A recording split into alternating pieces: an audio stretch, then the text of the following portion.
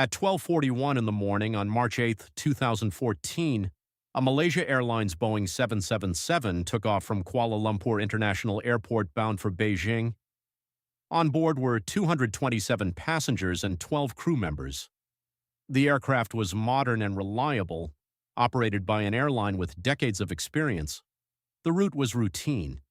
There was no reason to think that flight would be any different from the thousands that take off every night around the world.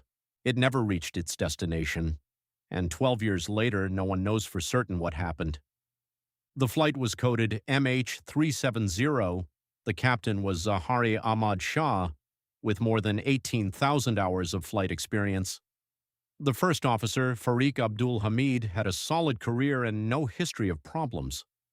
The crew was seasoned. The aircraft had passed its maintenance checks. Everything pointed to an uneventful flight. The last verbal communication came at 1:19 in the morning. The first officer spoke with Kuala Lumpur Air Traffic Control to confirm cruising altitude. His tone was calm. There was no urgency, no sign of alarm. It was a routine exchange, identical to the ones that happened thousands of times a night across the world's airspace. 13 minutes later, the ACARS system stopped transmitting. A CARS is the system that sends technical flight data to the ground at regular intervals. It does not shut off on its own. It does not fail spontaneously without leaving other signs. It can be deactivated manually from the cockpit. 1 minute after that, the transponder also went dark. The transponder is what makes an aircraft visible on civilian radar. Two independent systems, disabled 1 minute apart. Vietnamese air traffic controllers waited for confirmation that MH370 had entered their airspace. It never came. Kuala Lumpur attempted to re-establish contact. There was no response. The plane had vanished from civilian radar as if it had never existed, but the Malaysian military radar, which operates independently, kept detecting something. The data showed that the aircraft had not stopped in mid-air. It had turned. It had changed course significantly, veering away from its path toward Beijing and banking west, crossing over the Malay Peninsula and then the Strait of Malacca. A plane does not turn 180 degrees on its own. Someone executed that maneuver. Malaysian authorities took days to make that information public. In the meantime, search efforts were concentrated in the South China Sea along the original route, while the aircraft had been traveling in the exact opposite direction. Those lost hours were never recovered. The last military radar trace was lost over the Andaman Sea.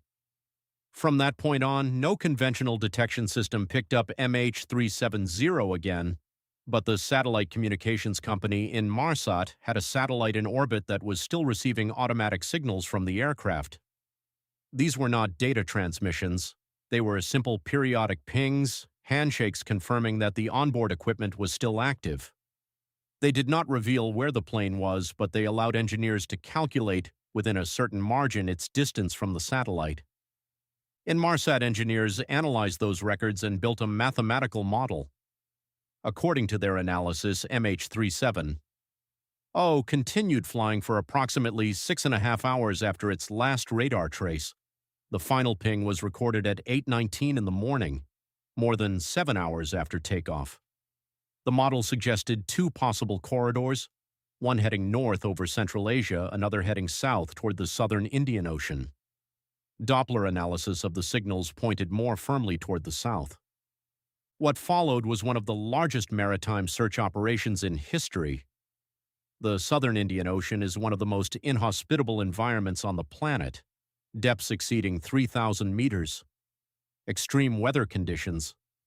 A search zone spanning tens of thousands of square miles with virtually no human infrastructure nearby. Autonomous underwater vehicles systematically combed the ocean floor. Parts of the seabed that had never been mapped were charted for the first time. Nothing was found. The first physical discovery came 15 months later. On July 29, 2015, a fragment of the aircraft's left wing washed ashore on the island of Réunion. Analysis confirmed it belonged to the 9M-MRO.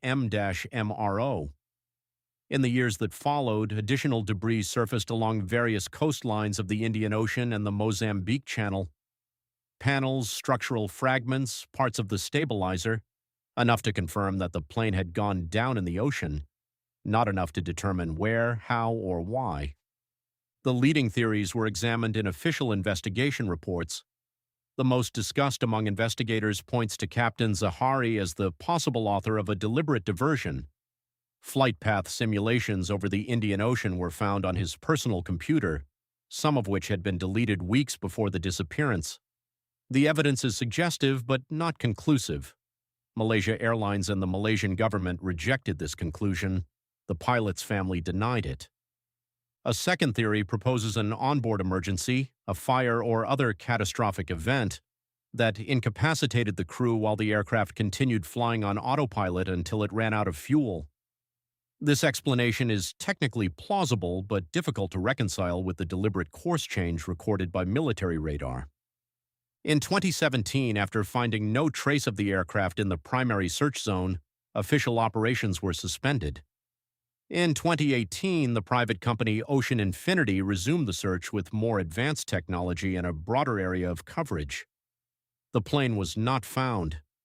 What is known with certainty is this: the aircraft changed course deliberately, 2 communication systems were deactivated in sequence, the flight continued for hours after disappearing from radar, and fragments eventually came to rest in the Indian Ocean. Everything else remains unanswered. Who made the decision? What happened during those hours of silent flight? Where the main fuselage lies? What became of the 239 people on board? MH370 raises a question that is particularly unsettling in the modern world. How can a commercial aircraft tracked by satellites monitored by radar, equipped with multiple layers of technology, simply disappear and never be found? The southern Indian Ocean is large enough and deep enough to hold that secret, and so far it has. The families of the 239 passengers and crew members have spent 12 years without a definitive answer. There are no bodies. There is no specific location. There are legal declarations of death based on incomplete data, and there is an absence that cannot be closed because the case itself has never been closed. The MH370 file remains open, and as long as the fuselage of the 9M-MRO rests somewhere on the ocean floor that no one has yet been able to find, what truly happened on the night of March 8, 2014 will remain exactly that, a question without an answer.